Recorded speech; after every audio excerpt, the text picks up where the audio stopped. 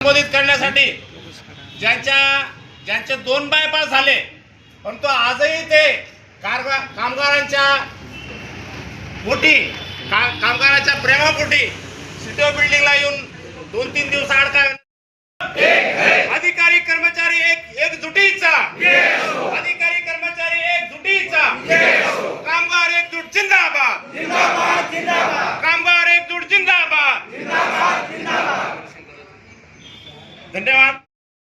2020 रोजी रिटायर झाले, त्यांचे बेनिफिट्स थांबवलेले कशाच्या आधारे? तर तुम्ही एसटीचे जे सर्टिफिकेट दिले ते सगळे खोटे आहेत असा त्याच्यावर आरोप ठेवण्यात आला. सर्व कर्मचाऱ्यांनी आपले सर्टिफिकेट खरे हे सिद्ध केलंय, तरी अजून त्यांना पेन्शनरी बेनिफिट मिळत नाहीये.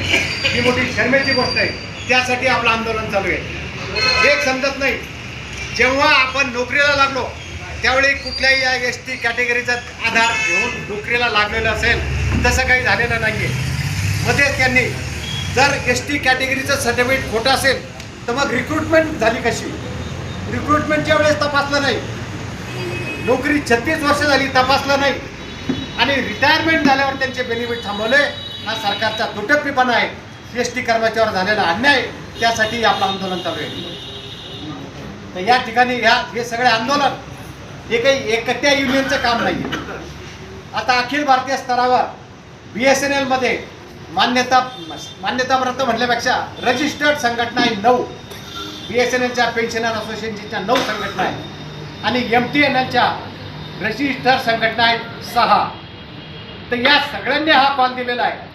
परंतु ज्या सरकार धार्जिन्या काही संघटना होत्या 2-3, त्यांनी या या आंदोलनाला पाठिंबा दिलेला नाही आहे.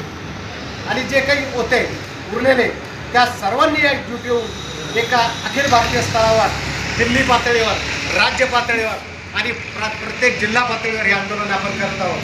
मला आशा आहे की एप्रिल महिन्याच्या आंदोलनाचा परिणाम झाला की एप्रिल महिन्यापर्यंतचा DA अगोदर मार्च, जानेवारी, फेब्रुवारी, मार्च, एप्रिल या 4 महिन्याचे इरेस मिळाले, परंतु जानेवारी ते मार्च या 3 महिन्याचे इरेस राहिलेले आहेत.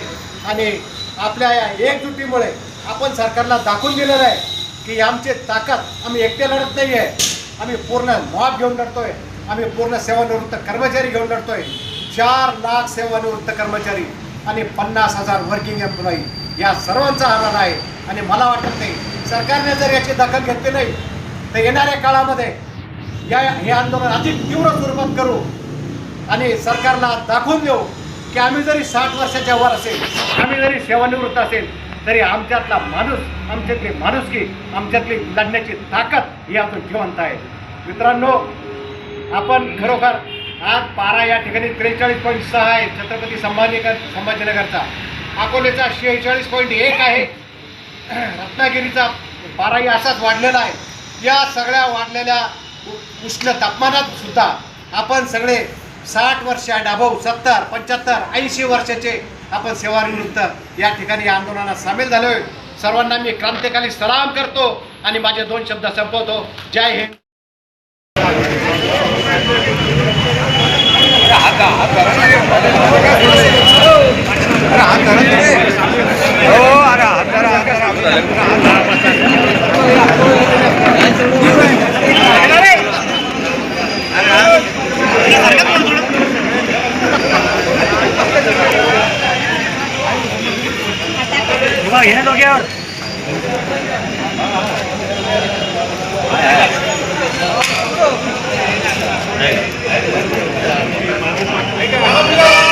एकजुटीचा अरे DA आमच्या हक्काचा, नाही कुणाच्या बापाचा. होश म्याव, होश म्याव, होश म्याव, होश म्याव. देना होगा, देना होगा, देना होगा. देना होगा, देना होगा, देना होगा. नहीं दिया तो लड़के लेंगे, लड़के लेंगे, लड़के लेंगे. नहीं दिया तो लड़के लेंगे, लड़के लेंगे, लड़के लेंगे. अरे कौन लड़ेगा? हम लड़ेंगे. कौन लड़ेगा? हम लड़ेंगे. कौन आंदोलन केलं BSNL कार्यालयावर? कशा संदर्भात आंदोलन केलं आणि काय मागण्या होत्या? आज जे आंदोलन झालं हे आंदोलन BSNLचे 4 लाख सेवानिवृत्त कर्मचारी आणि 50,000 कामावर असलेले कर्मचारी आणि अधिकारी यांच्यावर एक घोर अशा प्रकारचा अन्याय सरकारच्या एका ऑर्डरच्या द्वारे झालेला आहे. आणि ती ऑर्डर अशी आहे की महागाई भत्ता जो कर्मचाऱ्यांना महागाई निर्देशांक वाढल्यानंतर जो आपोआप वाढतो त्या प्रकारचा कायदा आहे, त्या प्रकारची तरतूद आहे आणि गेली 70-75 वर्ष ही अव्याहतपणे चालू आहे. पण यावेळी जानेवारी 2026 पासूनचा जो महागाई भत्ता आहे तो महागाई भत्ता अजूनपर्यंत आम्हाला दिलेला नाही आणि त्याची महागाई भत्त्याची त्याचा संबंध हा त्या डिपार्टमेंटच्या आर्थिक परिस्थितीशी जोडला जातो. हे अत्यंत दुर्दैवी आणि घातक अशा प्रकारचं पाऊल हे DPAने उचललेलं आहे आणि आम्ही जे आंदोलन करतो हे आज नाही, गेल्या महिनाभरापासून वेगवेगळ्या पद्धतीने आम्ही याचा निषेध करत आहोत आणि आमच्या आंदोलनाला यश पण आलेलं आहे. म्हणजे DPAने जी ऑर्डर काढली की आर्थिक परिस्थिती असेल तरच DA द्या, ही ऑर्डर DPAने माघारी घेतली. त्यामुळे इथून पुढे हा प्रश्न उद्भवणार नाही. पण जानेवारी ते मार्च या काळातला जो आमचा DA आहे तो प्रलंबित आहे आणि तो अजूनही DOTच्या सेक्रेटरीने आम्हाला देण्याची ऑर्डर काढलेली नाही आणि त्याच्या विरुद्ध आम्ही ऑल इंडियामध्ये हे सगळे कर्मचारी आम्ही रस्त्यावर होतो आणि जे घटनात्मक अधिकार आहे त्याच्यावरती गदा आणणं हे मला वाटतं की सरकारचं अत्यंत चुकीचं धोरण आहे.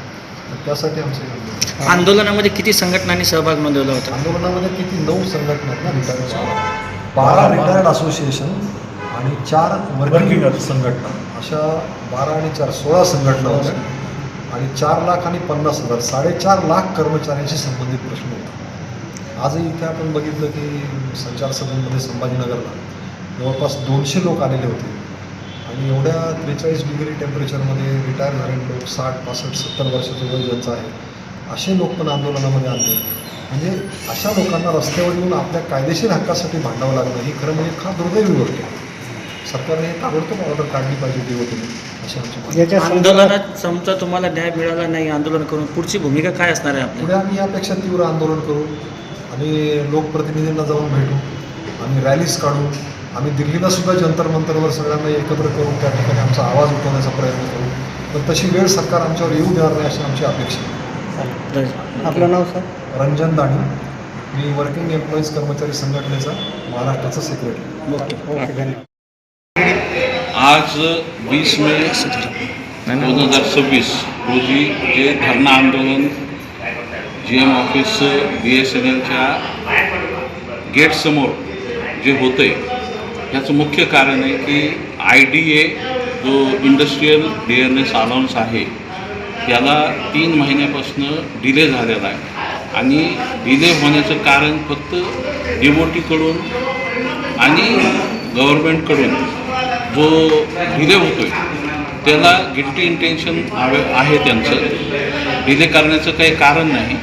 पेन्शनर्स असोसिएशन सगळ्या 12 पेन्शनर्स असोसिएशन या एकत्रितपणे आज धरणं आंदोलनामध्ये सामील झालेले आहेत. एक मानवी साखळी तयार करून पूर्ण बिल्डिंगला घेराव घालून हे आंदोलन आज उभं झालेलं आहे आणि प्रत्येक असोसिएशनने यामध्ये इफेक्टिवली पार्टिसिपेट ह्याच्यासाठी केलं की जे सगळे 70 वर्षाच्या 60 वर्षाच्या पुढे आहेत आणि उन्हामध्ये हे सगळे उभे आहेत हे फक्त ह्याच्यासाठी की स्वतःचा हक्क कॉन्स्टिट्युशनल राईट्स त्यांना पाहिजेत.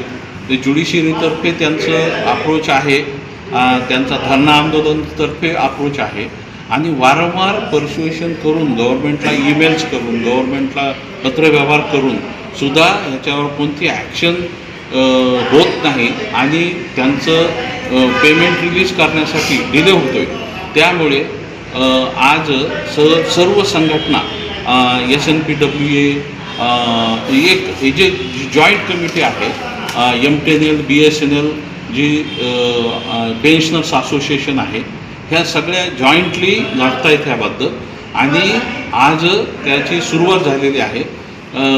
तर आज सर्व म्हणजे गव्हर्नमेंटवर दबाव आणण्यासाठी गव्हर्नमेंटनी आमची हाक ऐकण्यासाठी गव्हर्नमेंटने आमचा लिगल राईटला आम्हाला जस्टिस देण्यासाठी ही सर्व ॲक्टिव्हिटी सुरू केलेली आहे.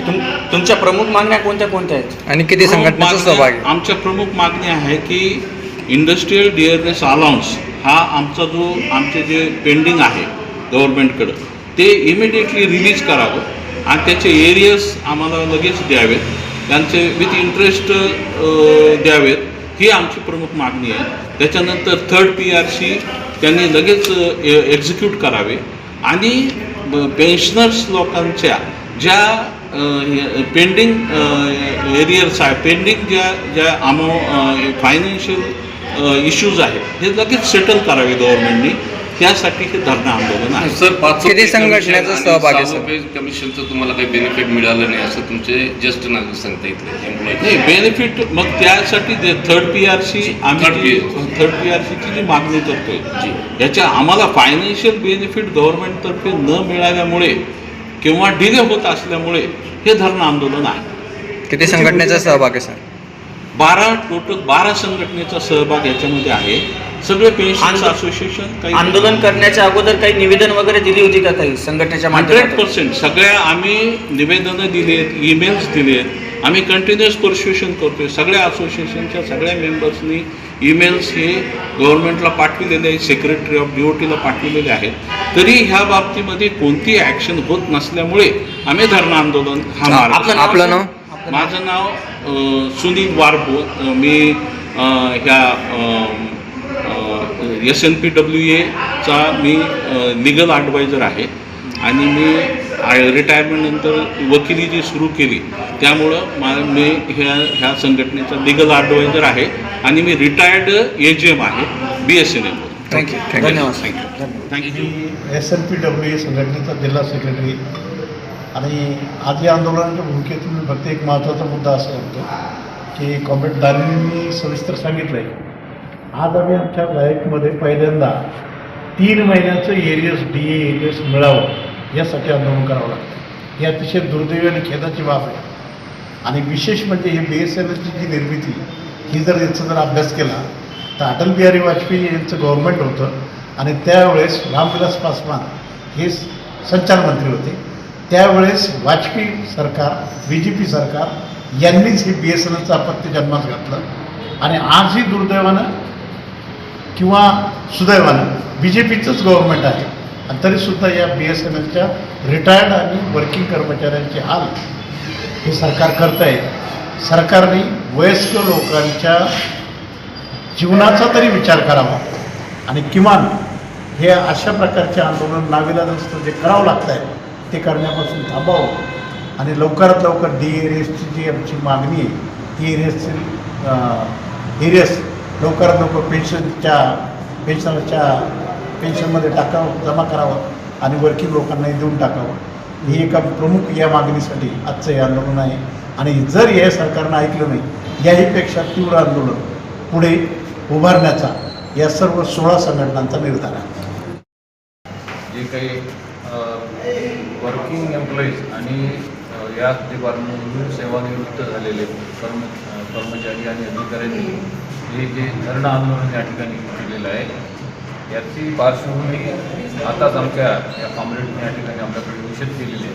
खरं म्हणजे डिपार्टमेंटमध्ये असताना आम्ही ज्यावेळेस BSNL आलं त्यावेळेस आम्ही ऑप्शन देऊन या BSNLमध्ये आलो. पण ऑप्शन देताना जे काही कंडिशन्स किंवा जे काही आम्ही त्या ठिकाणी मागणी केली होती त्या मागणीनुसार आज जे काही आमचे हक्क आहेत ते हक्क आज गव्हर्नमेंट नाकारते आणि ते नाकारल्यामुळं आजचा हा प्रसंग आमच्यावर आलेला आहे. सेवानिवृत्त कर्मचारी जेवढे काही या पूर्ण ऑल ओव्हर इंडियामध्ये आहेत ते सर्वच्या सर्व आज या रस्त्यावर उतरलेले आहेत. कारण काय आहे की साधारणतः जे काही घटनात्मक तरतुदीनुसार किंवा डिपार्टमेंटच्या नियमानुसार जे काही त्याच्याकरता आम्हाला कोणत्याही प्रकारचे आंदोलन करण्याची गरज नाही, परंतु आज गव्हर्नमेंट असं धोरण त्या ठिकाणी स्वीकारते की पेन्शन असो किंवा त्याच्यावर मिळणारा DA असो याच्या संदर्भात गव्हर्नमेंट वेगळा विचार करते का काय अशा प्रकारची शंका निर्माण होण्याची शक्यता निर्माण झाली आहे. आणि त्या अनुषंगानं आज फार मोठ्या प्रमाणात ऑल ओव्हर इंडियामध्ये हे जवळपास 4.5 लाख कर्मचारी वर्किंग आणि रिटायर्ड या ठिकाणी आंदोलन करत आहेत. आणि त्याच्या मागची पार्श्वभूमी अतिशय स्पष्ट आहे की हा अन्याय जो आहे हा अशा प्रकारचा अन्याय आम्ही कदापि सहन करणार नाही. त्याच भूमिकेतून आजचं हे धरणं आंदोलन. सर, केंद्र स्तरावर तुमच्या मागणीसाठी काय पाठपुरावा केला?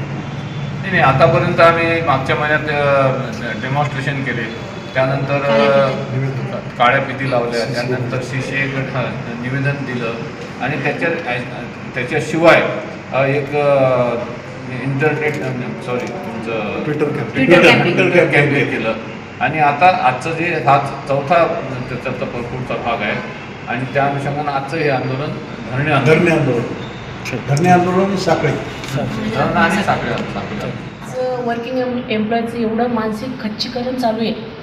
एकतर आम्ही पहिलंच थर्ड पेअरसाठी झगडत आहोत, तो मुद्दा तर बाजूलाच राहिला. आज आम्हाला DA साठी भांडावं लागतं, जो आमचा हक्क आहे. थर्ड पेअरशी आम्हाला 2017 भेटलेली नाही आहे, ती तर भेटायलाच पाहिजे. स्टेटला भेटली, आता 8वं वेतन आयोग येते, आम्हाला 3रंच नाही आहे तर 7व्याचा तर विषयच नाही. तर मला सरकारचं जे हे धोरण आहे, जे वर्किंग एम्प्लॉईजचं मानसिक खच्चीकरण प्रत्येक गोष्टीसाठी जे करत आहे सरकार, मी याचा सर्वप्रथम निषेध करते. आणि यापुढे वर्किंग एम्प्लॉईज एवढ्या महागाई वाढतात, त्यांनी म्हणजे कुठून काय म्हणजे सगळं जे काही आहे कोणाकडे हक्क मागायचे, गव्हर्नमेंटकडेच हक्क मागणार ना. तर या गोष्टीचा सर्व सरकारने विचार करावा, BSNL एम्प्लॉईजचा विचार करावा आणि आमच्या पूर्ण मागण्या आम्हाला भेटाव्यात, एवढीच माझी अपेक्षा आहे.